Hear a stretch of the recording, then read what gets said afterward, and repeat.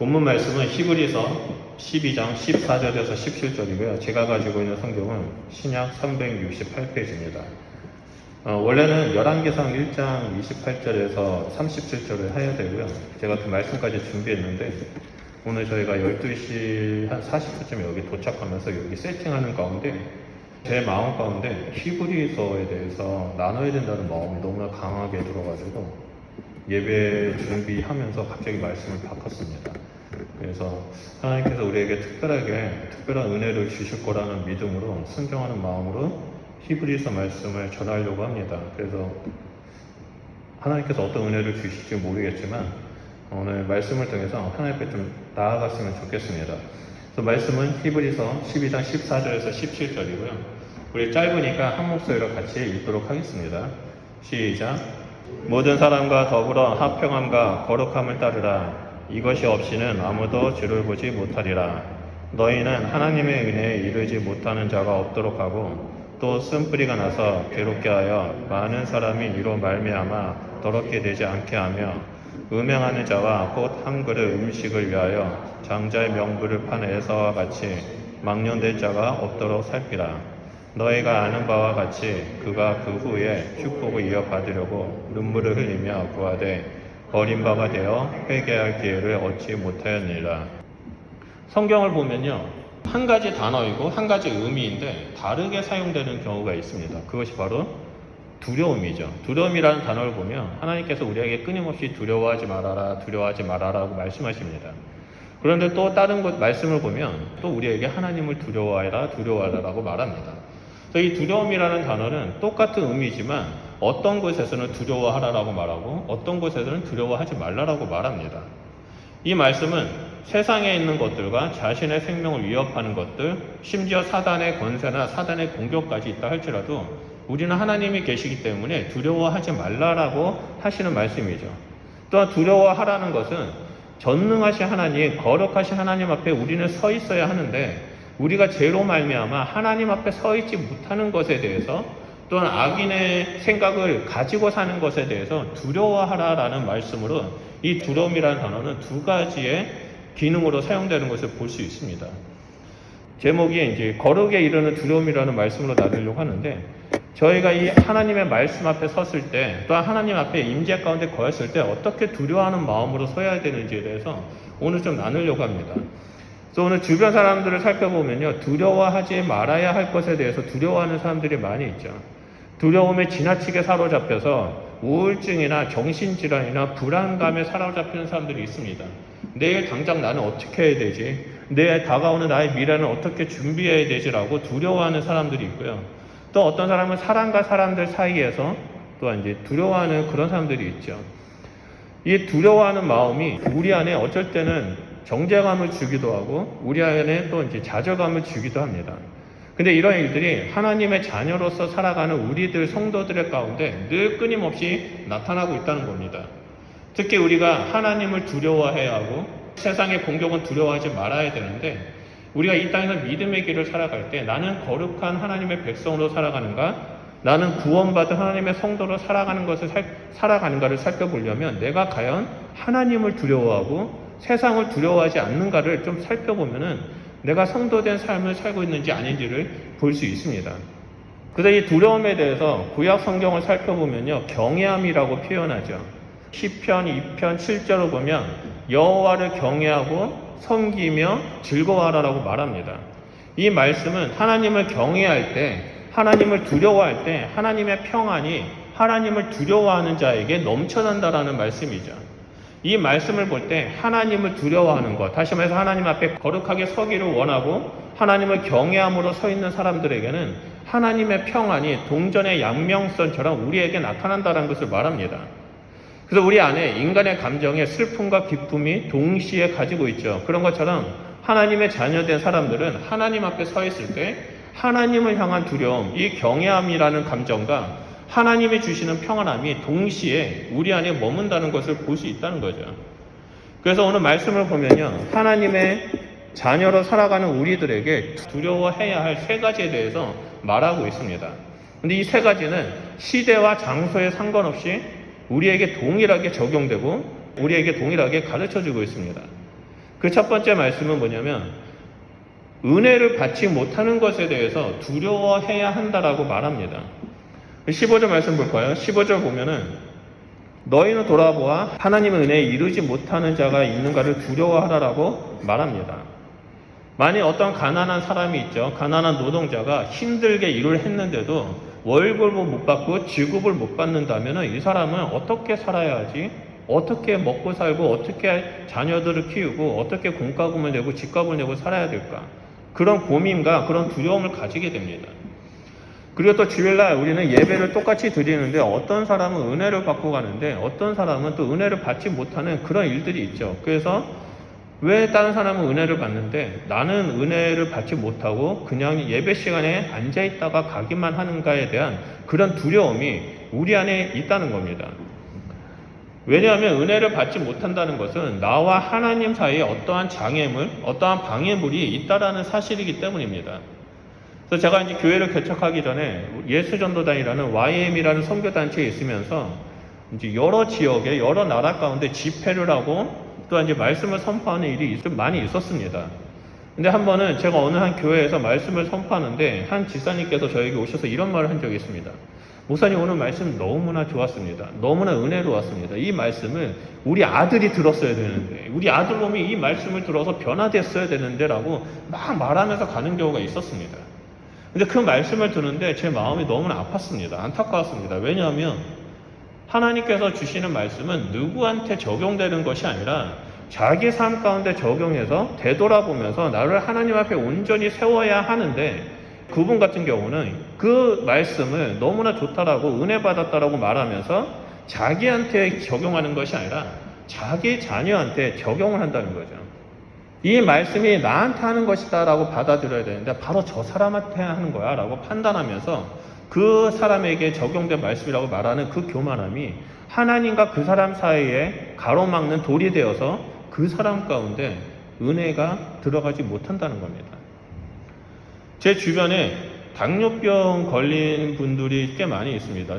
제가 이 당뇨병이 도대체 어떻게 사람 몸에 안 좋게 되는지 좀 검색해서 찾아본 적이 있는데 이 당뇨병이 생기면 피가 걸쭉해진다는 거죠. 걸쭉해져서 혈관을 흐르는 것이 아니라 혈관에 이 걸쭉한 것이 쌓이고 쌓여서 노폐물이 되고 이것이 결국에 심장으로 피가 공급하는데 막아버려서 심장 발작을 일으킨다고 말합니다. 심장 발작 쇼크로 인해서 죽는 것을 심근경색이라고 하죠. 근데 이와 같이 우리 영혼도 하나님으로부터 은혜를 받지 못한다면 이 영적인 심근경색에 빠져서 우리의 영혼이 죽게 됩니다. 결국엔 우리 영혼 가운데 하나님의 은혜가 들어오지 못한다면 하나님의 자녀로서 빛과 소금의 역할을 못하고 오히려 죄악들이 그 찌꺼기들이 우리의 영혼에 쌓여서 그 은혜를 막아버림으로 말미암아 영적인 심근경색으로 죽어버리게 된다는 거죠. 예수님은 분명 우리에게 너희는 세상의 소금이라고 말씀하셨고 너희는 세상의 빛이라고 말씀하셨습니다. 그런데 만약에 소금의 역할을 못하면 어떻게 한다고 말씀하십니까? 쓸데가 없어서 바깥에 버려지고 사람들이 그 소금을 밟을 거라고 말합니다. 이 말씀은 당시 고대 근동 팔레스타인 지역에 길을 만드는 방법을 본다면 이 말씀을 정확하게 이용할 수 있습니다. 왜냐하면 길을 만들기 위해서는 모든 잡초를 뽑죠. 그리고 거기에 사람들이나 마차나 말이 잘 다닐 수 있도록 흙을 깝니다. 그리고 그곳에 잡초나 그런 풀들이 자라지 않도록 먹지 못하는 소금들을 그 자리에 촘촘히 뿌려버립니다. 그래서 땅 아예 죽여버립니다. 그래서 잡초가 나지 못하고 소금으로 뿌림으로 말미암아 사람들이 그 소금을 밟으면서 땅에 스며들고 그 땅이 소금으로 인해서 죽음의 땅이 되고 길이 된다는 겁니다. 그런 것처럼 하나님께서는 우리를 소금으로 부르셨는데 우리가 그 소금의 역할을 감당하느냐 못하느냐는 하나님께서 우리에게 주신 은혜를 우리가 받아들이느냐 못하느냐에 따라서 그 소금의 품질이 퀄리티가 결정된다는 거죠. 우리가 하나님의 은혜를 받지 못한다면 우리는 소금의 그 좋은 소금의 역할, 부패를 방지하고 맛을 짜게 하는 그런 소금의 역할을 하는 것이 아니라 세상에 던져져서 밟혀서 사람들에게 조롱거리가 된다는 일들입니다. 오늘날 한국교회나 전 세계 교회를 보면은 많은 그리스도인들이 조롱을 당하고 있습니다. 사람들한테 짓밟히고 있죠. 왜 그렇습니까? 하나님의 은혜와 상관없는 삶, 내가 주인된 삶, 세상의 가치대로 그 살아가는 삶 때문에 사람들은 그 은혜의 길에 서는 것이 아니라 그 영혼이 죽어가고 결국엔 그 소금의 역할을 감당하지 못함으로 땅에 던져져서 지금 짓밟히고 있는 겁니다. 고린도전서 6장 1절에 이런 말씀이 있습니다. 하나님의 은혜를 헛되이 받지 말라라고 말합니다. 그리고 2절에서는 내가 은혜 베풀 때 너를 듣고 구원의 날에 너를 도왔다 하셨으니 보라 지금은 은혜를 받을 만한 때요 보라 지금은 구원의 날이라라고 말씀하고 있습니다. 진리의 말씀의 성경은 지금 우리가 살고 있는 시대를 은혜의 시대라고 합니다. 다시 말해서 이 은혜의 시대에 우리가 하나님의 은혜를 받지 못한다면 이 은혜의 시대에서 우리는 뒤떨어져서 죽음 가운데 아직도 애굽의 그런 제약된 세상 속에서 우리는 살고 있다는 겁니다. 하나님께서 우리에게 은혜의 시대라고 말씀하시는 이유가 있습니다. 뭐겠습니까? 마지막 때에 이 은혜의 시대는 곧 끝나고 주님이 다시 오시고 하나님을 믿고 따르는 자들은 데리고 가시고 그리고 이 땅 가운데 심판이 임한다는 겁니다. 여러분 때가 너무나 악합니다. 우리는 이 하나님의 은혜 가운데 머물러야 되고 이 은혜를 받지 못하는 두려움의 가운데 있어야 한다는 겁니다. 그래서 우리는 날마다 하나님 앞에 은혜를 사모해야만 합니다. 우리는 은혜가 없이는 살 수 없는 존재라고 고백하면서 목마른 사슴이 이 시냇물을 찾아 헤매는 것처럼 갈급한 마음으로 하나님 저에게 은혜를 베풀어 주십시오. 하나님의 은혜가 없이는 저는 살 수 없습니다. 하나님의 은혜 없이는 저는 땅에 짓밟혀지는 소금과 같은 존재임을 고백합니다라고 우리는 기도하면서 하나님 앞에 매일같이 매달리고 나아가야 한다는 겁니다. 아까 보니까 엠마가 잠에서 깨서 아빠 품에 딱 앉아가지고 떨어지지 않습니다. 여러분 우리가 이 엠마를 보면서 좀 배워야 할 게 있는데 그것이 보면 우리가 하나님 품 안에서 떨어지지 말아야 한다는 겁니다. 엠마가 부모님 품에 떨어졌을 때 막 울면서 어떻게든 부모님 앞에 있으려고 하는 그 모습이 하나님 앞에서 우리가 그래야 된다는 거죠. 하나님 저에게 은혜를 베풀어 주십시오. 안 그러면 저는 이 땅에서 쓰러질 수밖에 없습니다. 저는 넘어질 수밖에 없습니다. 저는 죽을 수밖에 없습니다. 내 영혼은 하나님과 멀어질 수밖에 없습니다라고 우리는 하나님 앞에 우리의 연약함을 있는 그대로 인정하고 나아가야 한다는 겁니다.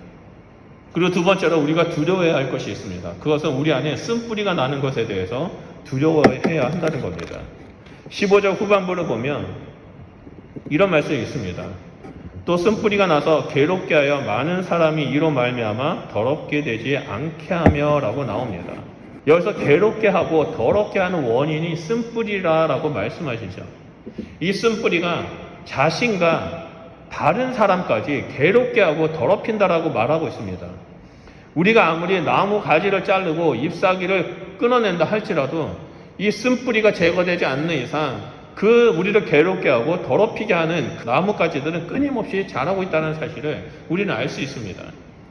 그렇기 때문에 우리는 나를 괴롭히고 왜 내 삶은 이렇게 되고 나는 사람과의 사이에서 이런 어려움을 나타내지라는 질문이 있다면 그런 가지를 나타내고 그런 열매를 나타나게 하는 그 쓴뿌리를 우리는 찾아야 한다는 겁니다. 그래서 우리 내면 안에서 그 쓴뿌리를 제거해야 한다는 거죠. 그런데 이 쓴뿌리는요, 처음에는 가족으로부터 시작되고 주변 사람으로부터 거절감으로부터 시작합니다. 그 거절감이 사람의 마음에게 상처를 주고요. 그 상처가 쓴뿌리가 자라나게 한다는 거죠. 결국에 이 쓴뿌리는요, 사단이 거하는 견고한 진이 되어서 자신뿐만 아니라 다른 사람들 가운데도 상처를 주게 만듭니다. 하나님의 은혜를 거부하게 만듭니다. 그리고 악을 행하도록 반복해서 죄를 짓도록 만들다는 겁니다. 우리 안에 아직도 내 안에 그 죄를 계속해서 반복 짓게 하는 죄가 있다면 우리는 살펴봐야 할 것이 있습니다. 이 죄를 만들어내는 쓴뿌리가 내 안에 어디에 있는가? 무엇 때문에 내가 이 쓴뿌리가 생겨서 똑같은 죄를 짓게 하는가에 대해서 살펴봐야 합니다.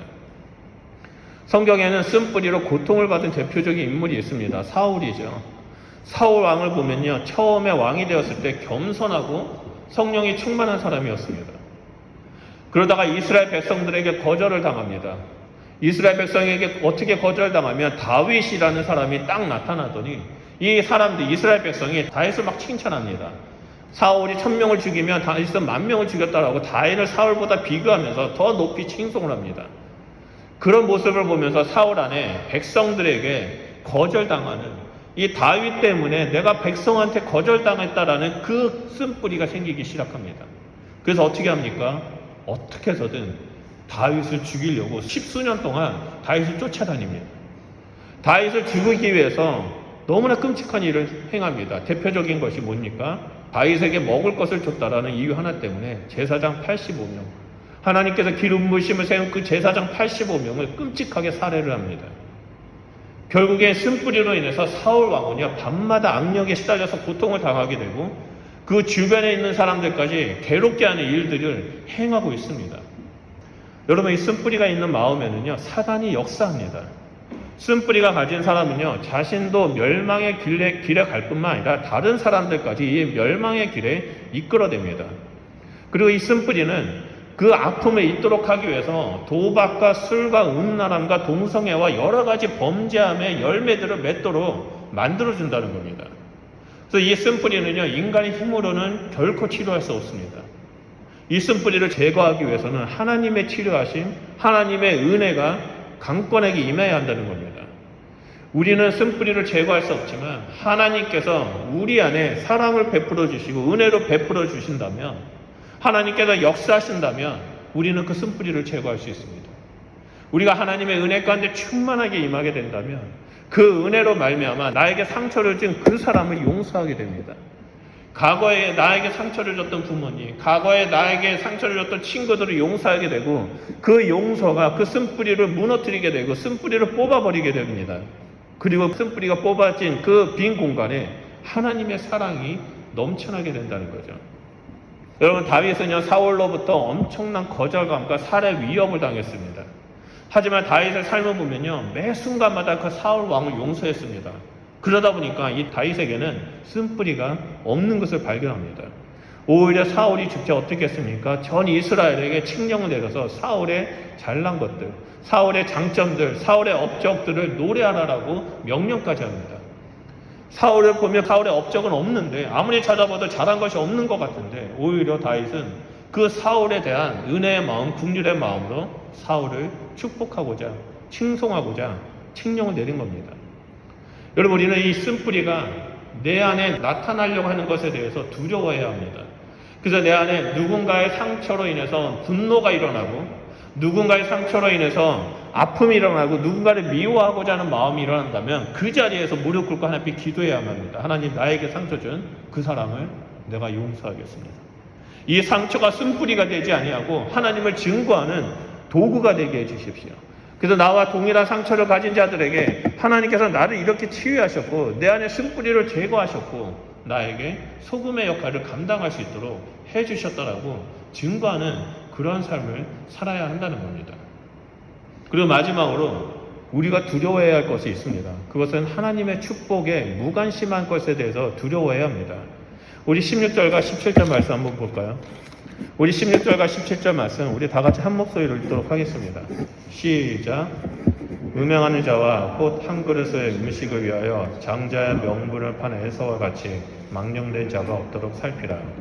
너희가 아는 바와 같이 그가 그 후에 축복을 이어받으려고 눈물을 흘리며 구하되 버린 바가 되어 회개할 기회를 얻지 못하였느니라. 네, 말씀을 보면 망령되다라는 말이 있는데요. 이것은 귀중한 것을 귀중히 여기지 않고 천하게 여긴다는 것을 말합니다. 누군가에게 아주 귀중한 다이아몬드를 줬는데 이 다이아몬드가 가치가 크고 비싸고 되게 귀중한 것인데 이 사람은 이 다이아몬드가 가치가 있는지도 모르고 그냥 돌덩어리로 여기서 바닥에 버립니다. 왜 이런 돌덩어리를 나한테 줬지? 이렇게 버리는 행위를 망령되이 일컫다라고 말합니다. 하나님의 은혜를 알지 못하고 내 안에 쓴뿌리가 가득한 자들의 특징이 뭐냐면 하나님이 주신 것에 대해서 망령되이 일컫는다는 겁니다. 하나님의 은혜를 망령되이 일컫고 하나님께서 붙여주신 그 사람들을 망령되이 행하게 된다는 겁니다. 다시 말해서 하나님이 주신 모든 것들을 무가치하게 여기고 그들을 이용하게 된다는 그런 사람입니다.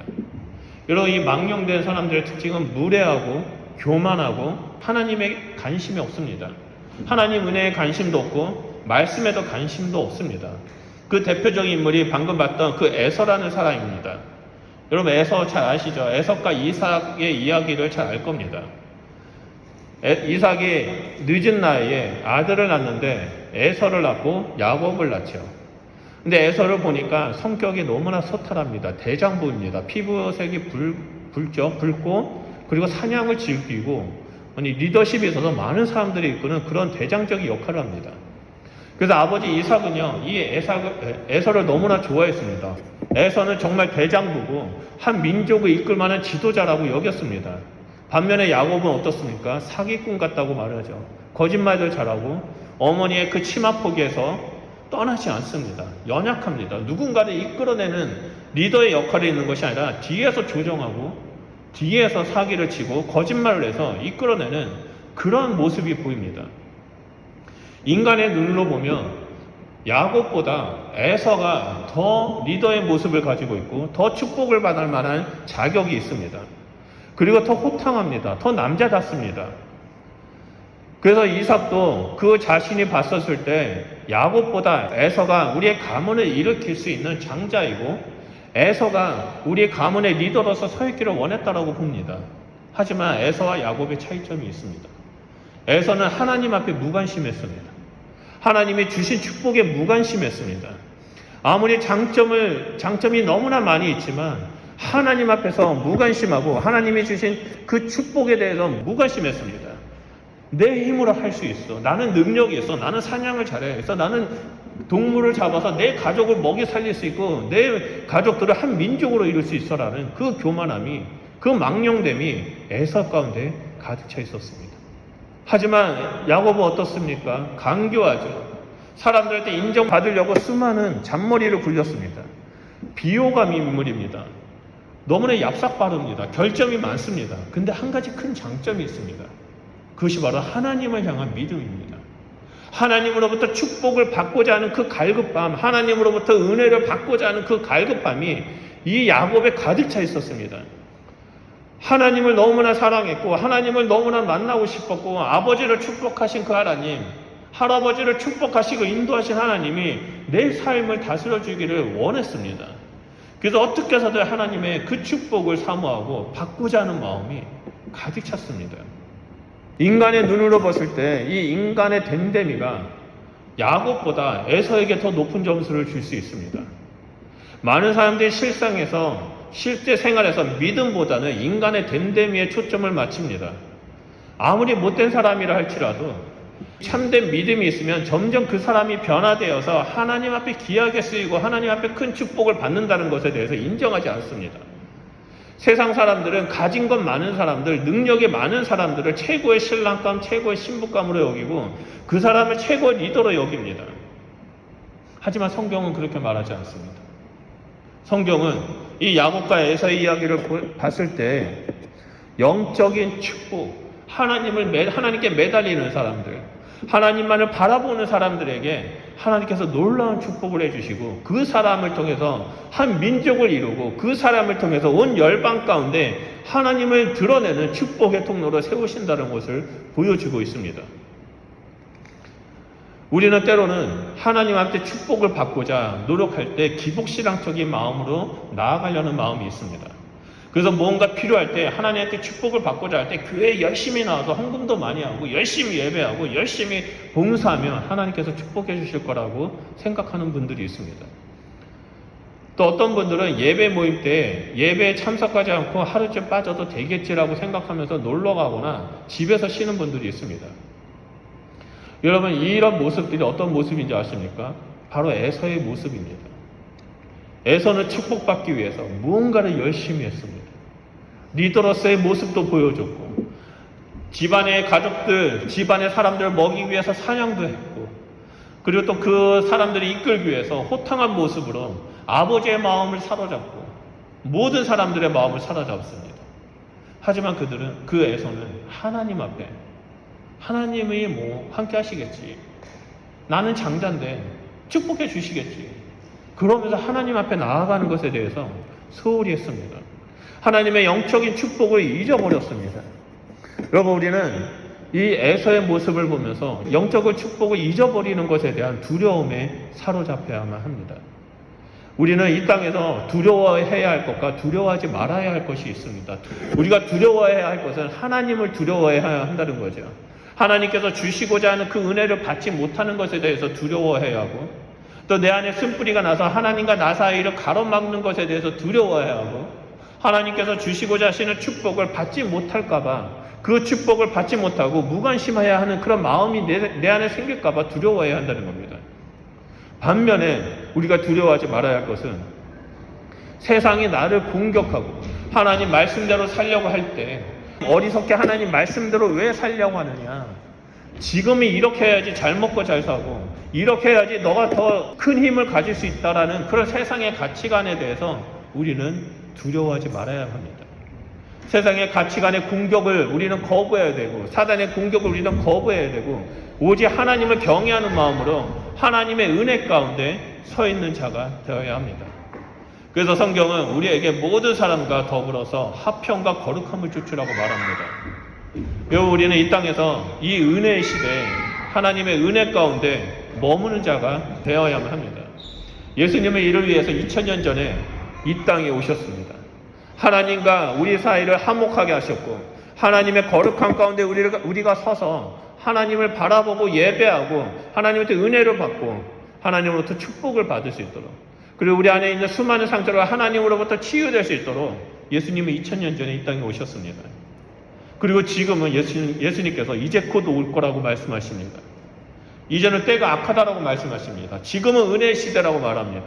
이 은혜의 시대가 지나면 이 땅에는 예수님이 오시고 믿는 자는 데리고 가시고 믿지 아니한 자들을 심판에 이르는 그 날이 곧 오게 될 거라는 것입니다.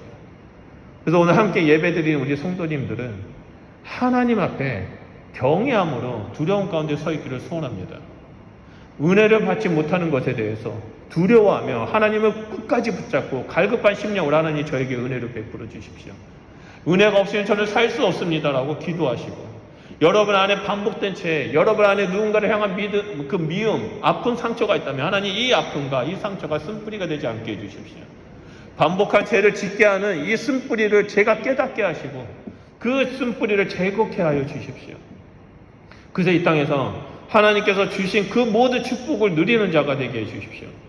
에서처럼 그 축복에 무관심하고 망령되이 일컫는 자가 되는 것이 아니라 하나님을 바라보며 그 축복을 온전히 누리며 주님을 향해 달려나가는 자가 되게 해주십시오라고 여러분 기도하는 자가 되길 소원합니다.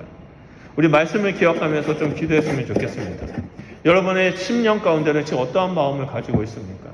여러분 지금 하나님의 은혜를 사모합니까? 하나님의 은혜를 사모함으로 오늘 이 시간에 예배에 나와서 하나님께 예배를 드리고 있습니까?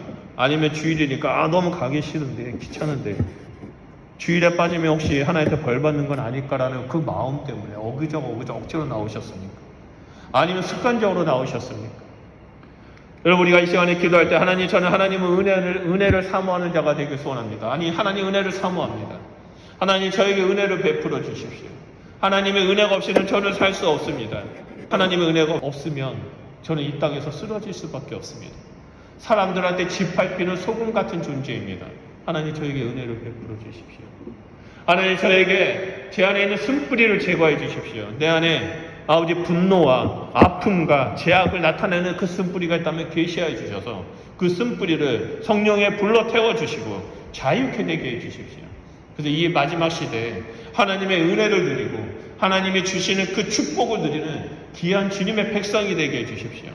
에서처럼 귀중한 것을 가치 없다라고 망령되이 일컫는 자가 되는 것이 아니라 야곱처럼 하나님의 것을 갈구하며 찾는 그런 자가 될 수 있도록 성령 하나님 이 시간 가운데 저한테 역사해 주십시오라고 우리 이 시간에 주여 삼청하며 기도하도록 하겠습니다.